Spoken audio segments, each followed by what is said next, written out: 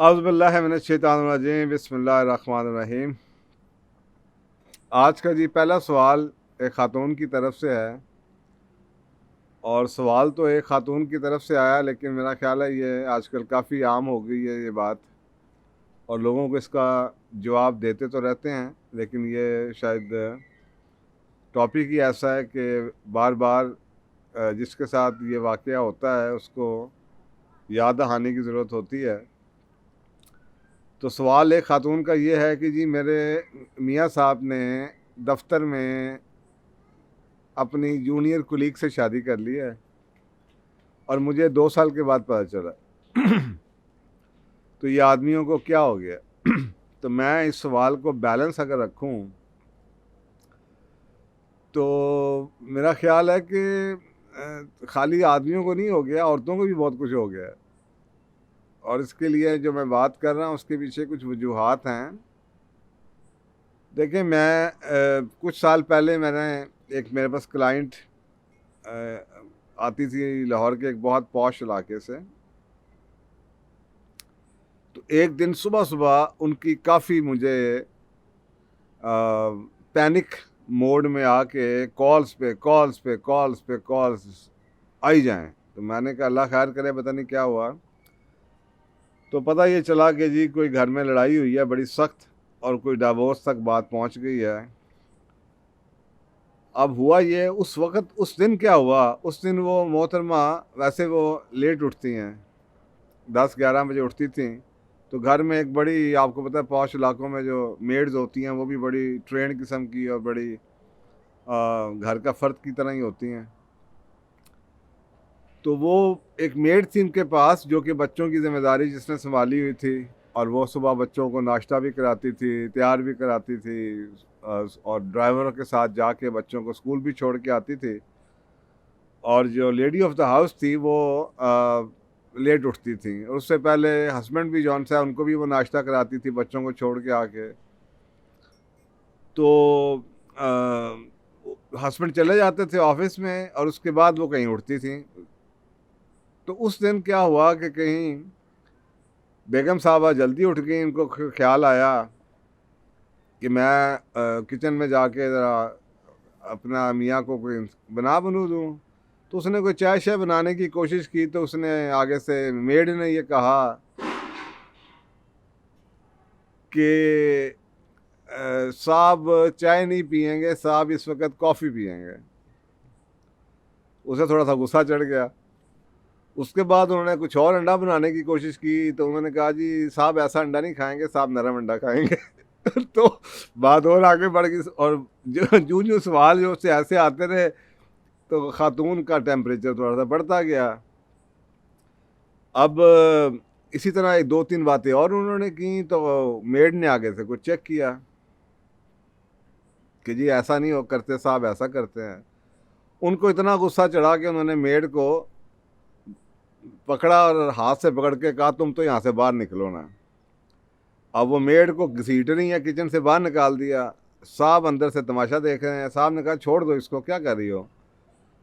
तो बात बढ़नी शुरू हो गई। आपको पता ही है अगर ऐसा कोई सीन हो तो घर में क्या होगा। वो तो साफ है कि उसने भी कोई 2-3 जुमले बोल दिए होंगे, तुम्हारी बड़ी लाडली है, ये क्या है। खैर उसको कहा तुम्हें तो मैं देखती हूँ ना, तुम तो घर से बाहर जाओ, तुम्हें तो नौकरी से मैंने निकाल देना है। वो जो खातून मेड थी, उन्होंने जाते जाते उनको जब धक्के दी पड़ रहे थे, तो उन्होंने कहा जी साहब से ज़रूर पूछ रहे हैं कि मैं जाऊं या आप जाएंगे। तो अब आप सोचें कि इसके ऊपर ज़रा एक आंखों के आगे एक सीन रखी है, और इसकी बैकग्राउंड जौन सी है वो कुछ ऐसे है कि शादी को 8-10 साल हो चुके थे, और ये खातून जो मेड थी ये 4-5 साल से उनके काम कर रही थी। लेडी ऑफ द हाउस का यही दस्तूर था कि वो 9-10 बजे उठती थी, साहब चले गए होते थे। शाम को साहब अपने दोस्तों की तरफ चले जाते थे।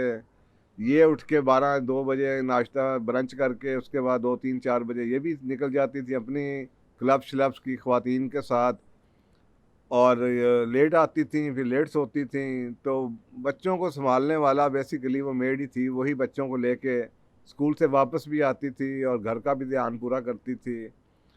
और बच्चों को लेके शाम को कोई उनकी स्पोर्ट्स एक्टिविटीज़ के लिए भी लेके जाती थी। This is how it was going on. अब ये कॉन्टेक्स्ट है, यानी कि खातून को कुछ नहीं पता कि खामद साहब क्या खाते हैं, क्या पहनते हैं, क्या करते हैं, कैसे रहते हैं। उस दिन ये अचानक बात होती है। अब वो खातून इतनी ज़्यादा बौखला गई, उन्होंने मुझे पैनिक की कॉल करनी शुरू कर दी कि क्या हो गया, और गाली गलौज पे बात आ गई कि जी ये है और वो है। खैर मेरे पास आए तो मैंने उनके हस्बैंड को भी बुलाया, तो जब ये सारी बातें मेरी आंखों के सामने आई और मैंने सुनी, तो मुझे बड़ी इस चीज़ पे हैरानगी थी और उसमें से चीज़ें निकलनी शुरू हो गई। अब इसमें से एक स्टोरी बहुत अच्छी है, यानी कि इसमें से एक लेसन इस स्टोरी में से, और आई थिंक ये जो लेसन है ये हर एक के लिए है। कि देखिए, मैं अक्सर औकात बात करता हूँ, कोशिश मेरी ये होती है कि मैं बैलेंस करूँ। मर्दों की जब बात करेंगे, मर्द सवाल पूछेंगे ख़वातीन मर्दों के बारे में, मैं उसके बारे में भी जो मेरा ऑब्जर्वेशन है, मेरा एक्सपीरियंस है, कुरान और सुन्ना उसके बारे में जो कहती है मैं कह दूँगा। लेकिन इस पर्टिकुलर केस के अंदर इसको आप रिलेट कीजिए जो उस दिन हमने बात की थी पिछले प्रोग्राम में, अर्रिजालुल कवामून अलन निसा बिमा फ़द्दलल्लाहु बादहुम अला बाद। तो वो आदमी कवाम तो है, वो घर का खर्चा तो चला रहा है, यहाँ तक कि बेगम की लग्जरीज का भी वो देखभाल कर रहा है और सारी हर तरह की सहूलतें दी हुई हैं। लेकिन आपके ख्याल में ये शादी किस किस्म की है? आजकल एक बड़ा सवाल आता है कि जी मर्द जौन से हैं घरों को नहीं आते, इनका घरों में आने को दिल ही नहीं करता। और मेरा ख्याल है ख़वातीन समझती हैं इसका कोई टाइम के साथ ताल्लुक़ है। हाँ, टाइम के साथ भी ताल्लुक़ हो सकता है, मजबूरी हो सकती है, किसी की 9 से 5 जॉब है या 9 से 7 जॉब है, उससे पहले वापस नहीं आ सकता, लेकिन उसके बारे में तो कुछ नहीं किया जा सकता। लेकिन इसके अंदर एक ऑप्शनल पहलू भी है, एक ऐसी चीज़ है जो कि कंट्रोलेबल है, जो कंट्रोल की जा सकती है। और वो चीज़ जौन सी है वो शायद हम भूल चुके हैं, क्योंकि मैंने अपने वालिद साहब को 3:30 बजे 3 साढ़े 3 बजे घर आते हुए देखा। जब वो घर आने होता था उस वक्त मोबाइल वगैरह नहीं होते थे, तो जनाब चाय का मेज़ तैयार होता था, अम्मी तैयार होती थी, बच्चे तैयार होते थे, वालिद साहब को हम जनाब वेलकम करते थे, गेट खुलता था, गाड़ी अंदर आती थी, हम उनके हाथ चूमते थे, उनके जनाब जूते बदले जाते थे, उनकी जूतों की स्पेसिफिक जगह थी, हम जूते उतार के उनके जनाब रखे जाते थे, और घर के अंदर ऐसे होता था जैसे कोई बादशाह आ गया। अब आप मुझे बताएं कि एक आदमी जो घर आ रहा है और उसको पता है कि उसको ये वेलकम मिलना है, और उसकी हुआ क्या कि मेरे वालिद साहब को बड़ी अपॉर्चुनिटीज़ मिलती रहीं। सिविल वो काम करते थे, सिविल इंजीनियर थे, तो उनको फॉरेनर्स के साथ काम करना कंसल्टेंसी के अंदर बड़ी अपॉर्चुनिटी, जो गोरे आते थे उनको कहते थे जी आप हमारे साथ चलें, जहाँ से वो कंपनी होती थी उनको ऑफ़र करते थे, हाँ जी सऊदी अरब हमारे साथ चलें जी, हम उधर काम कर रहे हैं जी, आप इंग्लैंड हमारे साथ आ जाएं। वो कभी नहीं जाते थे। ये जो नशा था कि जब मैं घर जाऊंगा मुझे एक वीआईपी ट्रीटमेंट मिलेगा, ये वीआईपी ट्रीटमेंट नहीं मिलता आजकल के मर्द को। अक्सर का तो ये होता है कि आदमी जब घर में आता है तो औरत घर ही नहीं होती, या उसको वेलकम करने वाले नहीं होते, या उसको बजाय इसके कि वेलकम पूछे करे या उससे पूछा जाए कि भाई दिन कैसा गुजरा, वो ख़वातीन का अपने मसले मसाइल होते हैं। आप वो दफ्तर में होता है तो वो समझता है कि मैं बादशाह हूँ। आप सोचें ना, दफ्तर के अंदर मर्द हैं वो खुश रहते हैं। वो क्यों खुश रहते हैं? इसलिए कि जनाब बेल बजाई, चाय आ गई, साहब साहब साहब हो रहा होता है, सेक्रेटरी बाहर बैठी हुई है, उसको कहा ये फ़ोन मिला दे, उसने फ़ोन मिला दिया, सर वो आए वो चले गए, वो हो गया। घर में जब आते हैं तो उनकी जो बेसिक नीड है वो पूरी नहीं होती, और वो बेसिक नीड मैं आपको बताता हूँ क्या है। बेसिक नीड उनकी है रिस्पेक्ट की, और ये रिस्पेक्ट यानी कि इज्जत, उनको इज्जत मिले जिसको आप किसी तरीके से भी ले लें। कभी आप उसको नीड अगर कहेंगे तो रिस्पेक्ट होगी, वैसे अगर ट्रीटमेंट की बात करेंगे तो आप कहेंगे जी जनाब वो कवाम की तरह, बादशाह सलामत की तरह आपने उनको ट्रीट किया। तो वो जो उनको प्रोटोकॉल मिलती है दफ्तर के अंदर, वो घर में नहीं मिलती। और उनका दफ्तर में से कोई क्वेश्चन नहीं करता कि सर आपने चाय क्यों पीनी है इस वक्त। वो अगर 10 मिनट बाद भी चाय मांगेगा तो वो भागता हुआ चाय आ जाएगी। घर में आप बीवी साहब से चाय मांगे ना, 2-3 बात हो गई, अभी तो पिया आपने। यानी कि उसको घर में आके जो एक मिलना चाहिए प्रोटोकॉल, उस काम तो करने की बात नहीं हो रही, काम सारे मर्द करते रहे हैं, हमेशा से करते रहे हैं, रसूल पाक सल्लल्लाहु अलैहि वसल्लम भी करते थे। मैं सिर्फ आपको उसको एक हाल पूछ लिया, चाय पूछ ली, पानी पूछ लिया, उसका ध्यान कर दिया, उसको जनाब अप्रिशिएट किया, उसको ही शुड फील वांटेड। उसके बाद खाना खुना खिला के आप उसको जनाब उल्टा भी लटका देंगे तो शायद वो लटक जाए। लेकिन घर आते सारी अगर उसको लगे कि is nobody and he was somebody sitting in the office, तो आप मुझे बताएं वो कैसे आएगा। और हमारे ज़माने के अंदर बचपन से हम सुनते आते थे कि एक तशबीह दी जाती थी कि किंग और क्वीन की, यानी कि उस ज़माने की जो बूढ़ियाँ होती थी फैमिली के अंदर, तो बुज़ुर्ग ख़वातीन, वो मशवरा, शादी होती थी ना, तो वो ये मशवरा दिया कर, आप खुद सोचें, आप यानी कि आपने भी शायद सुना हो, अगर आप बहुत यंग हैं तो शायद ना देख सुना हो, लेकिन मेरे दादा के बारे में जब मेरी दादी दादा को बुलाती थी तो वो नाम भी नहीं लेती थी, वो कहती थी तसद्दुक के अब्बा, जफ़र के अब्बा। और प्रोटोकॉल ये होता था कि मेरे दादा एक स्कूल उन्होंने फाउंड किया हुआ था गुजरांवाले के पास, एमनाबाद की जगह, तो he was like a very big social activist, उनको सूफ़ी का लक़ब मिला हुआ था और एजुकेशनलिस्ट थे बहुत। वो जब निकलते थे अपने स्कूल से, तो वो साथ ही वो काफ़िला बढ़ता चला जाता था, तो बाय द टाइम वो घर आते थे, वो मुलाजिम आता था भागता जाता, बताया जाता था कि जनाब अब उनके साथ 10 बंदे हैं, अब 12 हो गए, अब 8 हो गए। तो वो एक कंटिन्यूस मॉनिटरिंग हो रही होती थी कि घर तक ये पैगाम पहुंच रहा होता था कि उनके साथ कितने लोग आ रहे हैं, क्योंकि उन्होंने खाना खाना है। आई एम नॉट सेइंग कि ये ठीक है ये गलत है, but I am talking about the protocol कि यार उस घर के हेड का ये प्रोटोकॉल था। अच्छा, फिर हमारे माँ बाप की नस्ल आई, वो मैंने अपने अम्मी को, अब्बू को चौधरी साहब कहते हैं, सुना? चौधरी साहब, अब ये एक रिस्पेक्ट का वर्ड है, चौधरी साहब। अब यू मे डिसएग्री, आप नई नस्ल की, आप है क्या चौधरी है, चौधरी है क्या? ये नई नस्ल को तो ये बताया गया, स्पेशली आजकल के दौर में जब आपकी शादियां क्लास वालों से हो रही हो, तो आप तो कहते हैं अनु में कमा, अच्छा बोल दिया अनु में कमा, चौधरी हो गया ये। अब ये मैं सुनता हूँ काउंसलिंग में आके, आप सोच नहीं सकते कि लड़ाई हुई होती है तो बीवी और आदमी को मेरे सामने, थर्ड पार्टी के सामने, जिन जिन लकब से बुला रही होती है ना, मेरे जो थर्ड बंदा, मुझे लगता है कि मैं डूब के मर जाऊं इधर ही। और वो बेचारा सुन रहा था सर झुका के। अब वो बाहर जाके मारेगा या कुछ करेगा, वो एक बात की बात है, ये गाली निकालेगा, लेकिन आप सोच नहीं सकती कि हालत क्या हुई है। ऐसे ऐसे हाथ उठा उठा के चिपिया दी जाती है, ऐसे ऐसे अल्फाज बोले जाते, तो चौधरी साहब कहा जाता था। उसके बाद अगली नस्ल आई हमारी, तो हमने आपका वर्ड ना कभी छोड़ा, और एक यानी महज़ब माशरे के अंदर आप एक इज़्ज़त का वर्ड है, आप ये कर लें, आप वो कर लें, आप ऐसे ना करें, आप वैसे ना करें। चले हम कुछ मॉडर्न हो गए, नई नस्ल ने तो बिल्कुल ही तबाहियां मचा दी हैं। तू किधर जा रहा है? तो तू किधर हो, ला तू, मैं नहीं देती चाय, आप बना लो चाय। अब ये नई नस्ल है, ये बराबरी की नस्ल है। मुझे नहीं समझ आती कि एजुकेशन ने ये क्या से हमें ये बदजुबानी और बदलिहाजी कैसे सिखा दी। ये कौन सी एजुकेशन?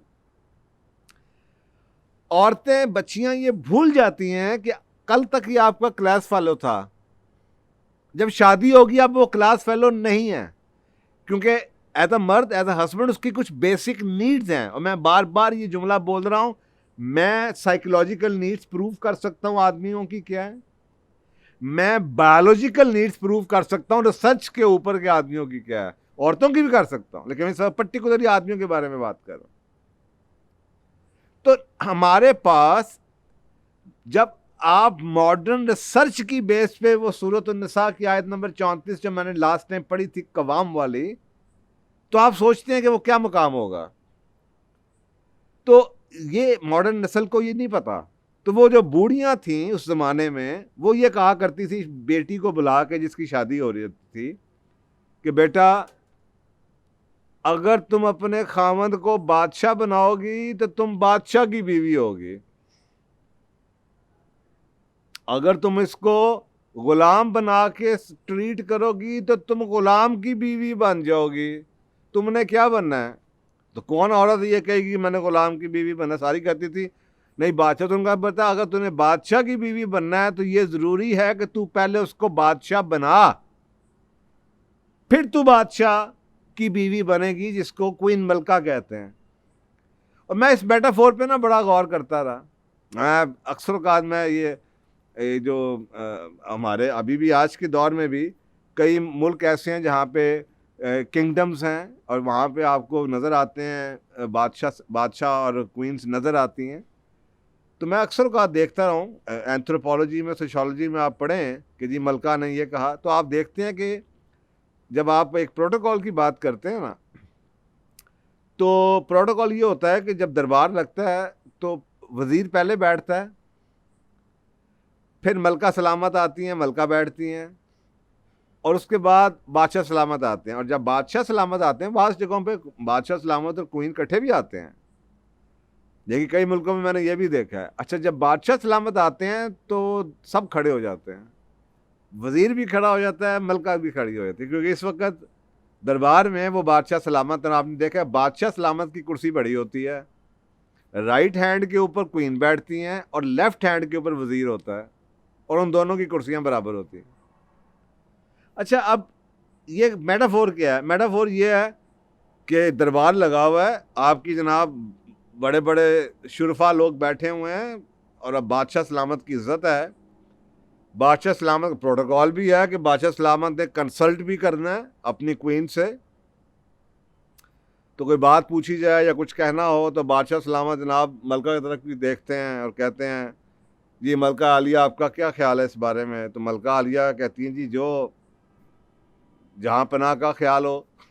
तो अब क्योंकि इस वक्त लोग खड़े हुए हैं ना, इस वक्त वो बादशाह सलामत है, इस वक्त वो आपके हस्बैंड नहीं है।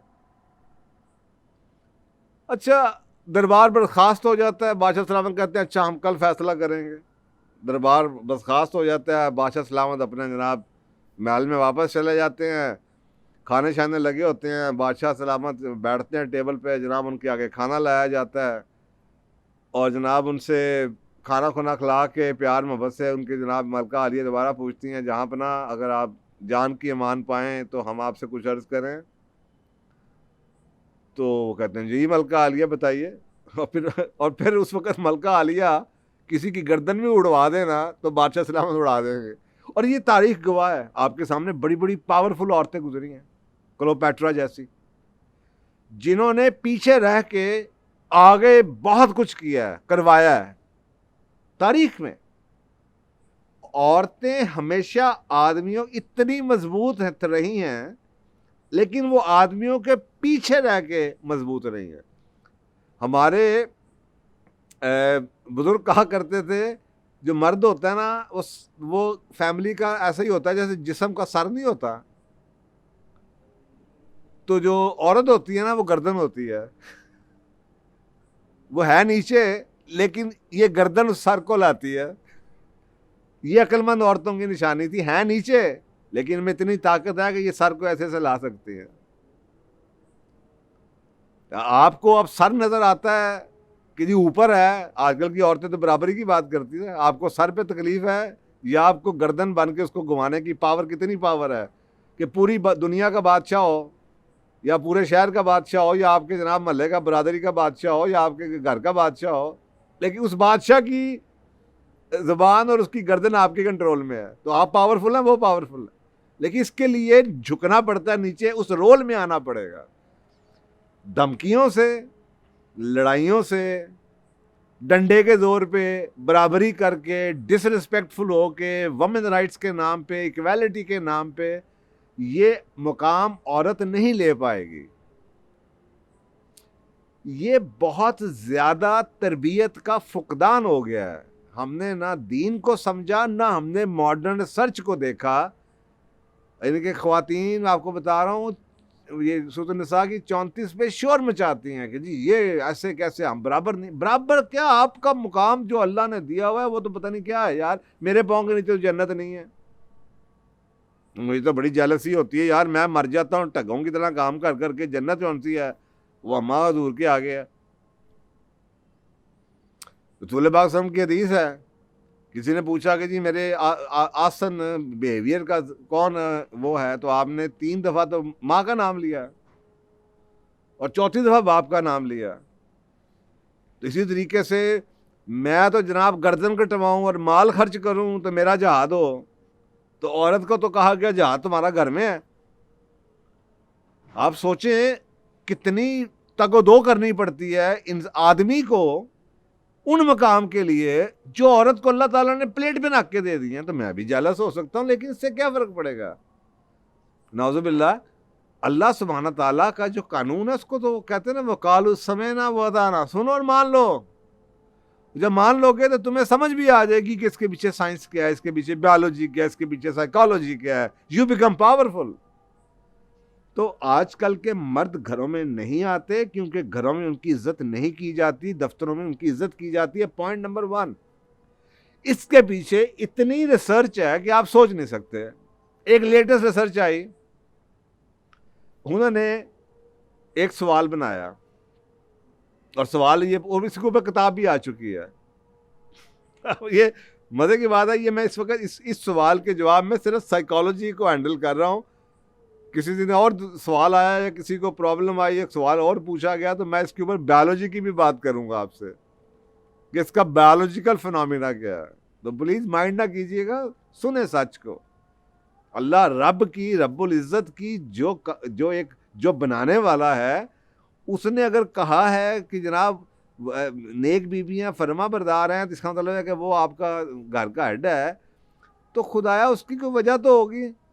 आप अपने कानून बना के रुसवाई होंगी और क्या करेंगे।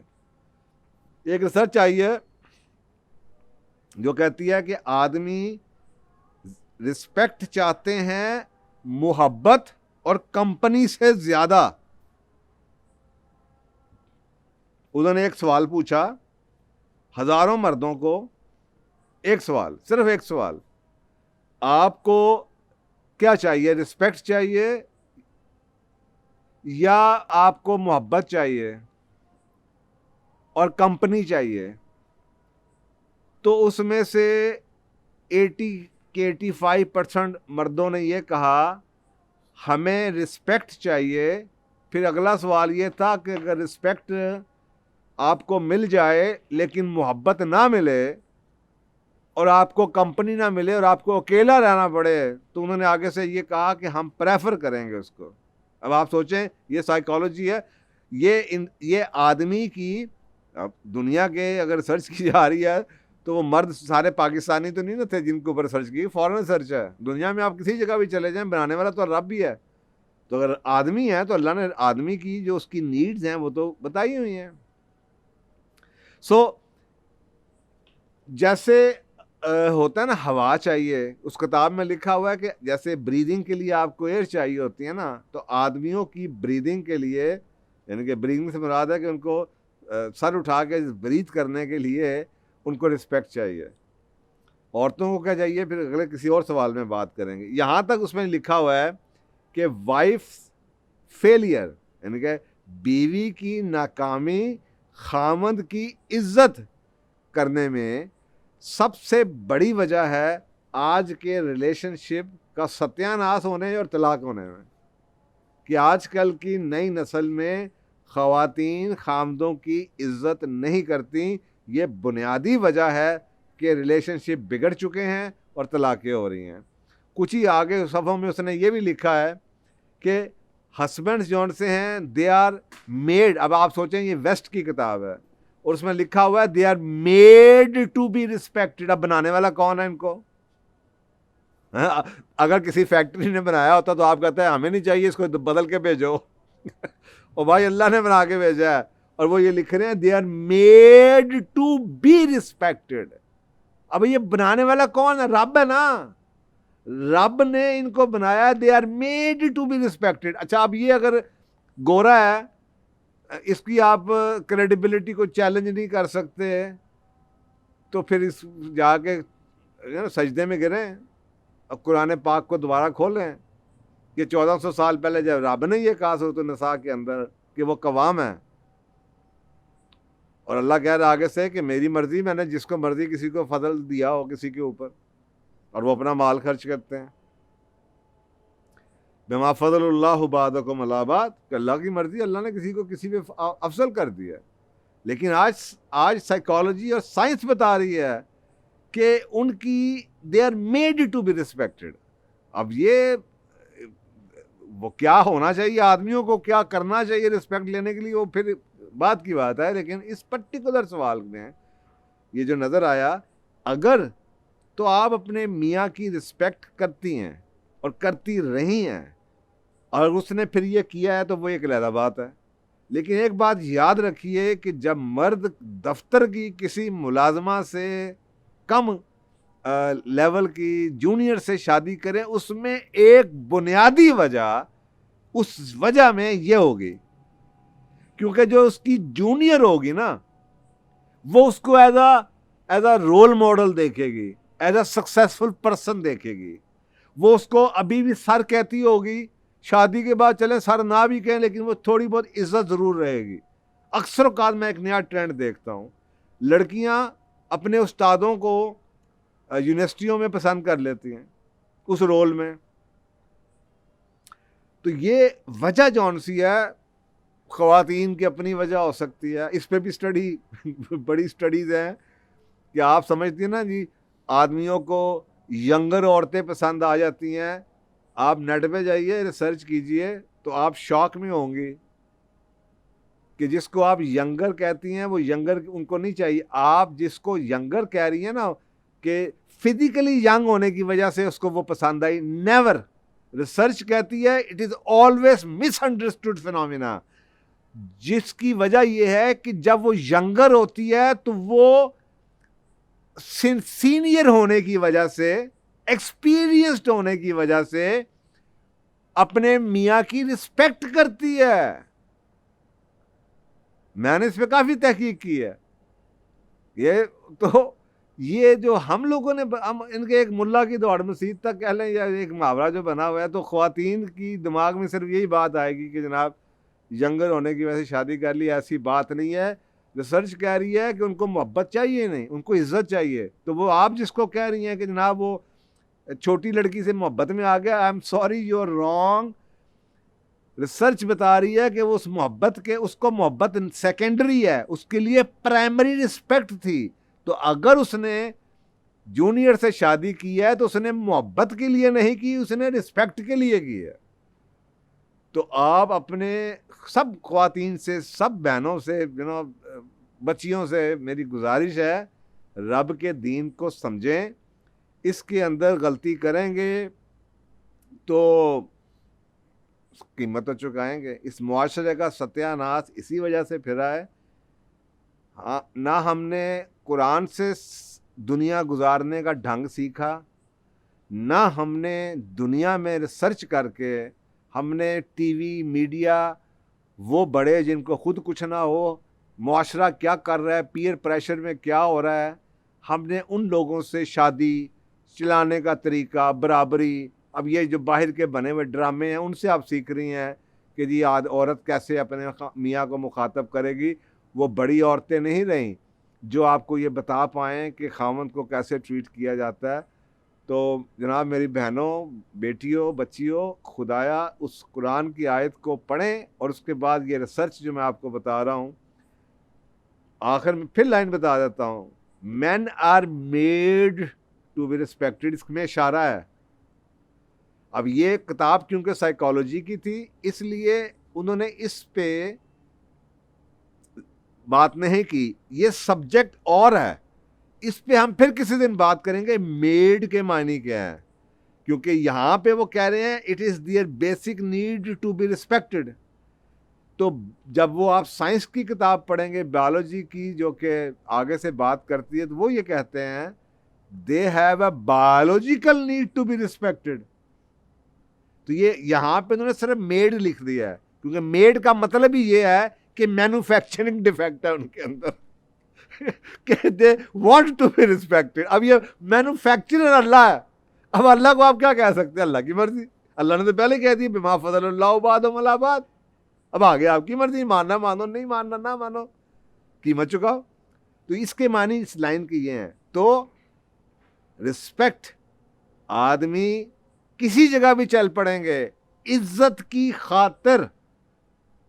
ये जो औरतें हैं ये टोटली ऑपोजिट हैं। ये जो दूसरे दो वर्ड्स हैं ना, लव एंड रिलेशनशिप या लव एंड कंपनी, ये प्राइम रीजन है औरतों की शादी की वजह। आदमियों की प्राइम रीजन रिस्पेक्ट है। और ये दो वर्ड्स टोटली ऑपोजिट हैं। Man will compromise love and company over respect, women will compromise respect for love and company. मेरा ख्याल है इस पे काफी मैंने बात कर दी। तो अगर आप इसको गौर कीजिएगा तो आपको लगेगा कि ये ऐसे ही है। और इंशाल्लाह अगर कभी इस पे और टाइम मिला तो इसकी हम बायोलॉजिकल साइड पे भी कभी बात करेंगे। जज़ाकल्लाह।